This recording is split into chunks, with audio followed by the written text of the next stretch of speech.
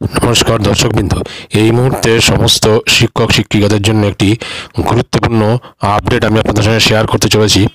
বদলি হওয়া শিক্ষকদের কাজে যোগ দিতে নির্দেশ সুপ্রিম কোর্টের। সাম্প্রতিক প্রকাশিত এই প্রতিবেদনটি আমরা বিস্তারিত জেনে নেব।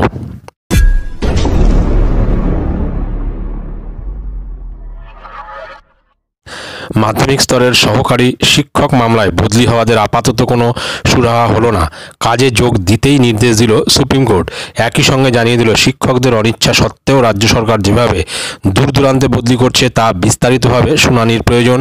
এপ্রিল মাসে শুনানি হবে, তবে ততদিন পর্যন্ত নতুন করে কাউকে দূরে বদলি করা যাবে না। এই মামলায় বিবাদী হওয়া সত্ত্বেও কেন কোনো বক্তব্য জানায়নি মধ্যশিক্ষা পর্ষদ, জানতে চাইল সুপ্রিম কোর্ট। অবিলম্বে তাদের লিখিত বক্তব্য জানানোর নির্দেশ দিল বিচারপতি জে.কে. মাহেশ্বরী এবং বিচারপতি সঞ্জয় কারোলের বেঞ্চ।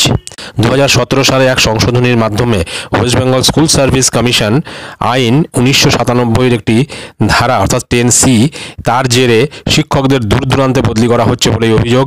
যেমন কেউ চাকরি পেয়েছেন কলকাতা বা কাকদ্বীপে, তাদেরকে পাঠানো হচ্ছে মুর্শিদাবাদ বা মালদায়।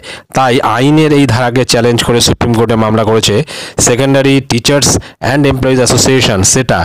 তাদের আইনজীবী বলেন, 9 অক্টোবর শীর্ষ আদালত এই মামলায় অন্তর্বর্তী স্থগিতাদেশের নির্দেশ দিয়েছে।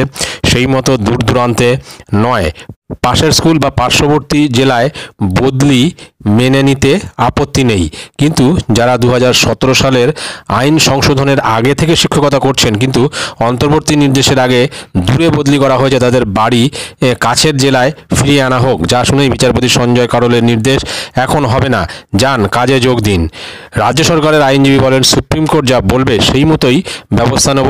তবে এটুকু উল্লেখ করতে চাই যে কলকাতা জেলায় কিন্তু শিক্ষকদের আধিক্য, অথচ বেশিরভাগই অন্য জেলায় যেতে চাইছেন না। তখনই সুপ্রিম কোর্টের বিচারপতির বেঞ্চ জানায় যে এপ্রিল মাসে বিস্তারিত শুনব, ততদিন পর্যন্ত কাউকে দূরে বা দূর দূরান্তে বদলি নয়, এ ব্যাপারে অন্তর্বর্তী নির্দেশ বজায় থাকবে। সুতরাং বোঝা যাচ্ছে যে যাদেরকে দূর দূরান্তে বদলি করা হয়ে গেছে বা যাদেরকে চিঠি দিয়ে দেওয়া হয়েছে তাদেরকে কিন্তু সেই কাজে যোগ দিতে হবে, এরকমটাই নির্দেশ রয়েছে সুপ্রিম কোর্টের। তবে নতুন করে আর কাউকে দূর দূরান্তে বদলি করা যাবে না, সেটাই জানানো হয়েছে। তো এটাই ছিল গুরুত্বপূর্ণ আপডেট। ভিডিওটি ভালো লাগলে অবশ্যই সাবস্ক্রাইব করবেন চ্যানেলটি পরবর্তী আপডেট ভিডিও পাওয়ার জন্য। ধন্যবাদ।